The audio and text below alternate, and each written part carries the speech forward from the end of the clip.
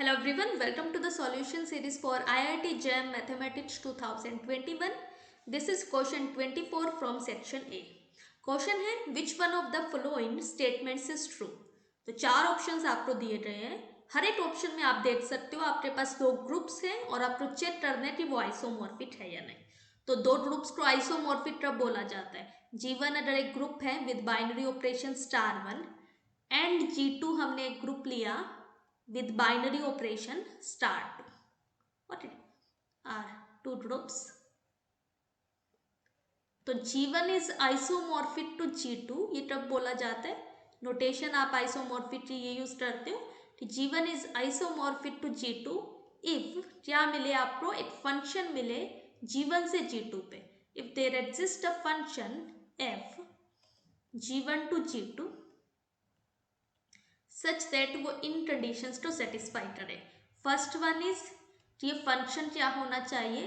Bijective होना चाहिए.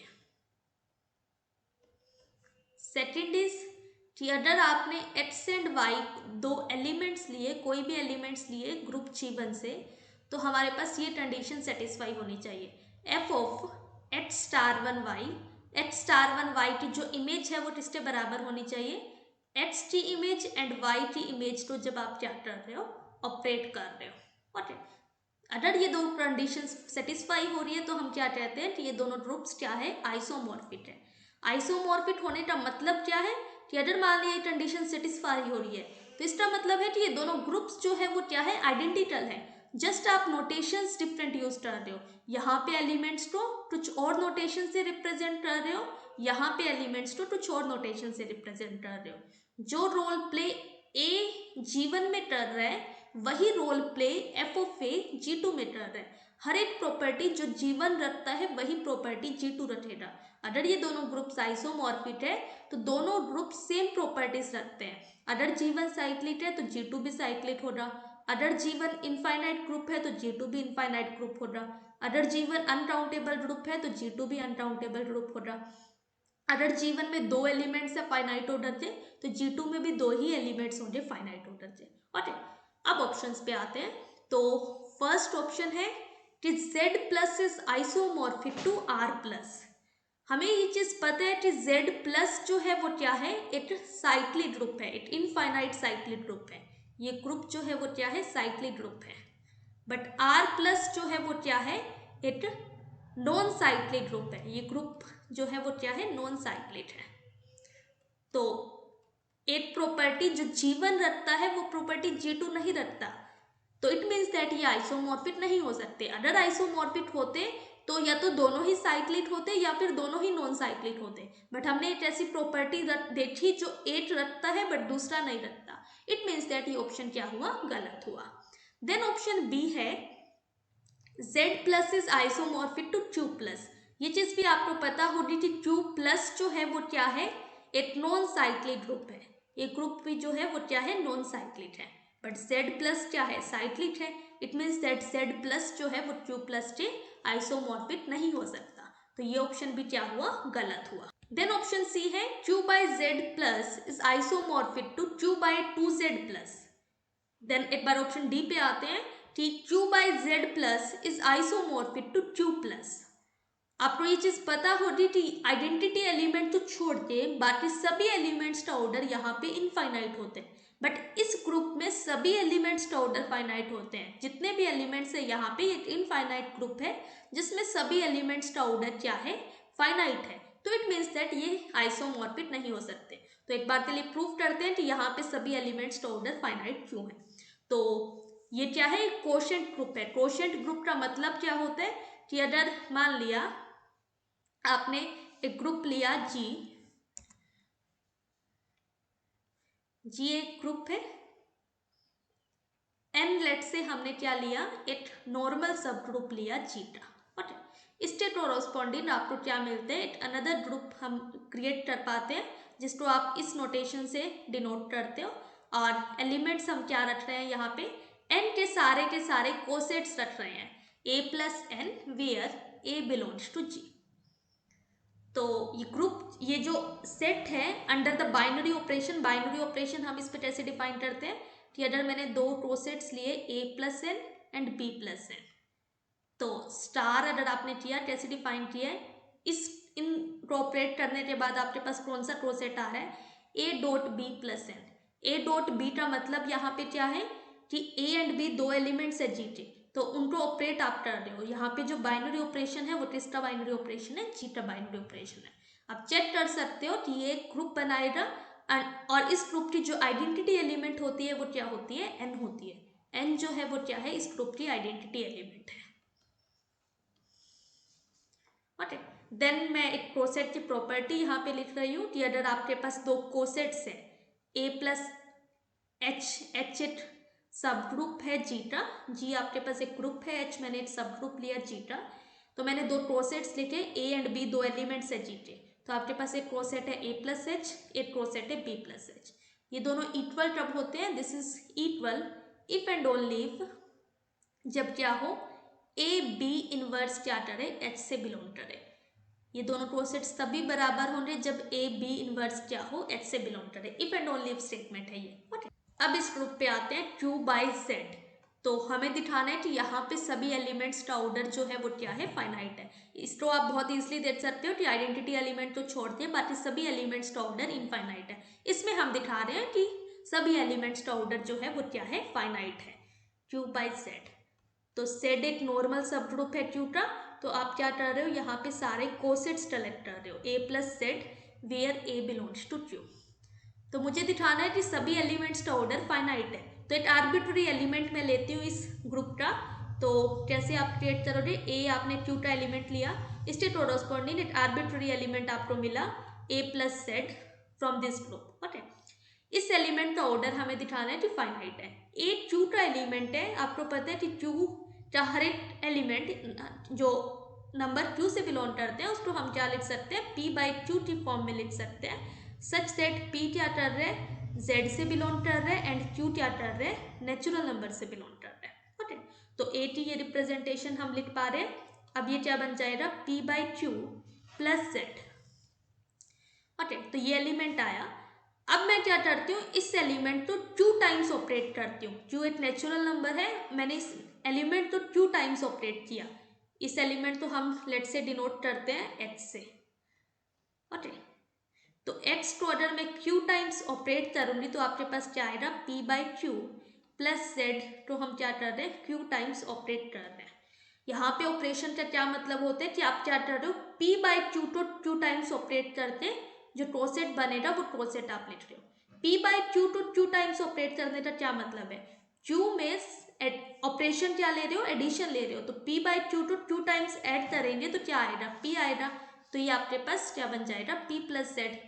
और p प्लस जेड जो है वो किसके बराबर है, z के बराबर है, क्योंकि ये कोसेट जो है वो इस कोसेट के बराबर है। इस कोसेट के बराबर क्यों है, ये कोसेट कौन सा है, जीरो प्लस जेड, और p dot zero inverse, that is zero inverse is zero, तो p डॉट जीरो जो है वो z से बिलोंग कर रहा है। इट मीन्स दैट ये दोनों कोसेट्स क्या है, सेम है। और ये है क्या, आइडेंटिटी एलिमेंट है इस ग्रुप का, identity element of Q by Z. तो क्यू टाइम्स ऑपरेट करने पे ये क्या आ रहा है, आइडेंटिटी एलिमेंट आ रहा है। हम क्या कह सकते हैं यहाँ से कि इस एलिमेंट का ऑर्डर जो होगा वो हमेशा क्या होगा, less than equal to Q होगा। क्यू क्या है, होता है स्मॉलेस्ट पॉजिटिव इंटीजर, जिसके लिए जिसका पावर करने पे आपके पास क्या आए, आइडेंटिटी आए। क्यू पार करने पे आपके पास आइडेंटिटी आ रहा है, तो डेफिनेटली इसका ऑर्डर जो होगा वो less than equal to Q होगा by definition of order. Okay, तो हम दिखा पा रहे हैं कि इस ग्रुप में सभी एलिमेंट्स का ऑर्डर जो है वो फाइनाइट है, बट इस ग्रुप में सिर्फ आइडेंटिटी एलिमेंट का ऑर्डर फाइनाइट है। तो इट मीन्स दैट ये ऑप्शन क्या हुआ, गलत हुआ। यहाँ पे every element is of finite order, but यहाँ पे जो है सिर्फ only identity element is of finite order.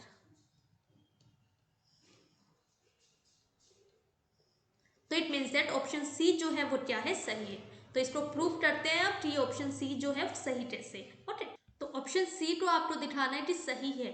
सही दिखाने का क्या मतलब है कि आपको दिखाना है कि ये आइसोमॉर्फिक है। आइसोमॉर्फिक अगर दिखाना है तो इट मीन्स दैट आपको दिखाना होगा कि इनके बीच में आइसोमॉर्फिज्म एग्जिस्ट करते हैं।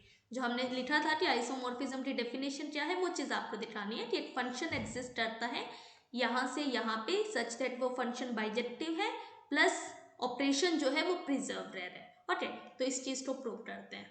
तो एक फंक्शन मैं क्रिएट कर दी हूँ यहाँ पे। एफ आपने एक फंक्शन लिखा क्यू बाय जेड से क्यू बाय 2z पे। यहाँ पे एलिमेंट्स सारे के सारे कोसेट से z थे, यहाँ पे सारे के सारे कोसेट से 2z थे। ओके, तो मैंने एक आर्बिट्ररी एलिमेंट लिया इसका q प्लस जेड, उसको मैप किया किस पे 2q प्लस 2z पे। इसका आप कौन सा कोसेट ले रहे हो, ये कोसेट ले रहे हो। इस एलिमेंट को हम इस एलिमेंट पे मैप कर रहे हैं। हमें शो करना है कि ये फंक्शन बाइजेक्टिव है एंड ऑपरेशन क्या रह रहा है, प्रिजर्व रह रहा है। तो पहले दिखाते हैं कि ऑपरेशन जो है वो प्रिजर्व है। इट मीन्स दैट ये मैप जो है वो होमोमॉर्फिज्म है। F is homomorphism. तो कोई भी दो एलिमेंट्स आपने इसके उठाए, मैंने दो रेशनल्स लिए Q1 एंड Q2, दो रेशनल्स आपने लिए, इसके कोरोस्पोंडिंग आपके पास क्या है, दो एलिमेंट्स आए इस ग्रुप के Q1 plus Z and Q2 plus Z. ये किससे बिलोंग कर रहे हैं, Q बाई जेड से बिलोंग कर रहे हैं।